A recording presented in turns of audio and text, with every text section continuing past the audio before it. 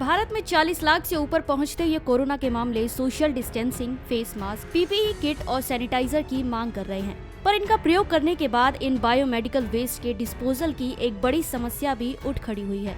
सरकार T3 यानी trace, test, treatment की नीति पर जोर दे रही है, पर इसके बाद महत्वपूर्ण कार्यों पर ध्यान अधिक नहीं दिया जा रहा। परंतु जितना अधिक तेजी से उपचार किया जा रहा है, उतनी ही तेजी से इन बायोमेडिकल उपक्रमों का प्रयोग भी बढ़ रहा है। जितना जरूरी सोशल डिस्टेंसिंग और फेस मास्क के लिए प्रयोग जैसे सुरक्षा नियमों का पालन करना है, उतना ही जरूरी इससे कचरे का निपटान करना है।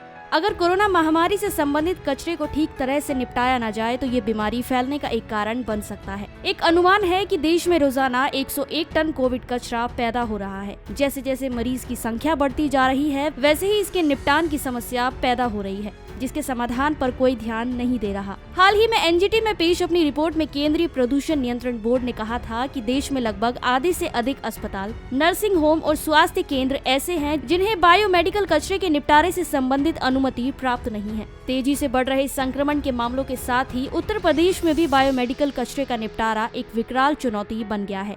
हालांकि इस पर सरकार का कहना है कि उसके पास इस कचरे के निपटारे के समुचित उपाय मौजूद हैं। लेकिन राज्य के अलग अलग हिस्सों से मिल रही मीडिया रिपोर्ट्स बताती हैं कि कई जगहों पर ये कचरा ऐसे ही खुले में फेंका जा रहा है, जिससे संक्रमण का खतरा और अधिक बढ़ गया है। एनजीटी को सौंपी गई एक रिपोर्ट के मुताबिक देश में हर रोज 101 टन कोविड कचरा निकाला जा रहा है। इसके अलावा 609 टन बायोमेडिकल कचरा पहले से ही पैदा हो रहा था। राज्यों की बात करें तो महाराष्ट्र में कोरोना का सबसे अधिक 17.5 टन कचरा पैदा हो रहा है। वहीं गुजरात में 11.69 टन और दिल्ली में 11.11 टन कचरा पैदा हो रहा है। इन कचरों के समाधान की बात करें तो कचरे के निपटारे के लिए देश भर में लगभग 120 केंद्र मौजूद हैं, जिनमें रोजाना 840 टन बायोमेडिकल कचरे का निपटारा किया जा सकता है।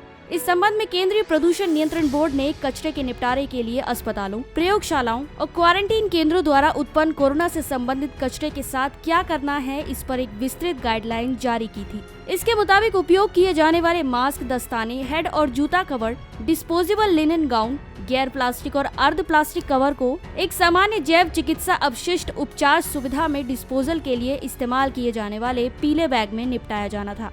भारत में भले ही कोरोना के बढ़ते मामलों के बावजूद संक्रमण मुक्त होने वालों की संख्या बाकी दुनिया के देशों से बेहतर है, परंतु यदि समय रहते बायोमेडिकल कचरे का निपटान नहीं किया गया तो ये आने वाले समय में विकराल रूप धारण कर सकता है।